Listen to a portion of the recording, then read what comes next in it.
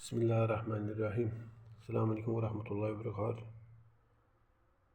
There is a hadith, Sahih al-Bukhari, the 304th hadith, narrated by Abu Sa'id al-Khudri, radhiyallahu anhu.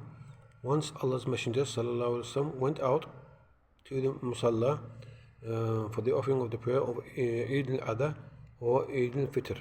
Then he passed by the woman and said, "O women, give alms, as I have seen that the majority of the dwellers of hell fire were you women."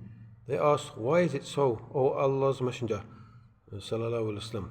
He replied, "You curse frequently and are ungrateful to your husbands. I have not seen anyone more deficient in intelligence and religion than you. A cautious, sensible man could be led astray by some of you." The woman asked, "O Allah's Messenger, sallallahu alaihi wasallam, what is the deficient in our intelligence and religion?" He said, "Is not the evidence of two women equal to the witness of one man?" They replied in the affirmative. He, sallallahu alaihi wasallam, said, "This is the deficiency in her intelligence. Isn't it true that a woman can neither pray nor fast during her menses?" The woman replied in the affirmative. He said, "This is the deficiency in her religion." The enemies of Islam use this as a means of degrading women, but this hadith is not about degrading women, because there are verses of the Quran and there are other hadiths of the Prophet Muhammad sallallahu alaihi wasallam which praise women profusely. Okay.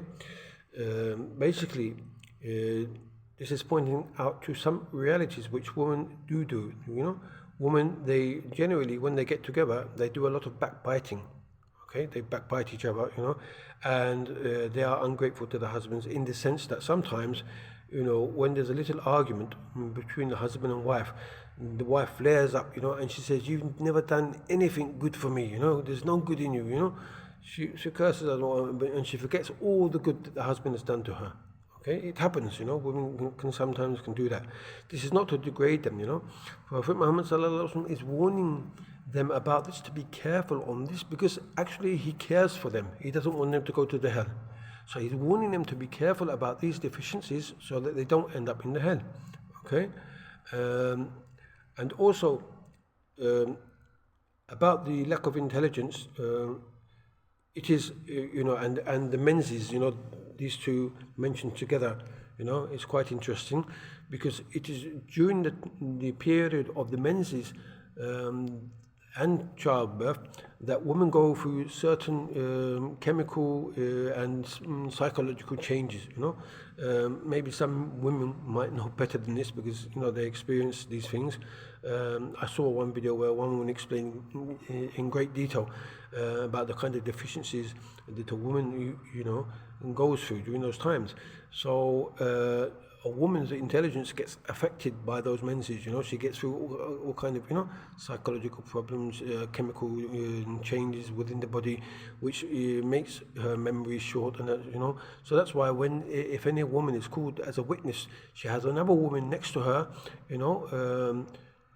who may not be in the menses, okay, to back up the witness, of that woman. Okay, so there's nothing degrading here. It's pointing out to a very important fact that happens to women. Okay, so we should understand this hadith in the correct manner. Prophet Muhammad sallallahu alaihi wasallam is not degrading women here. He's warning them, about certain things which they do, which could lead them to hell, and trying to guide them so that they don't get into problems in the hereafter.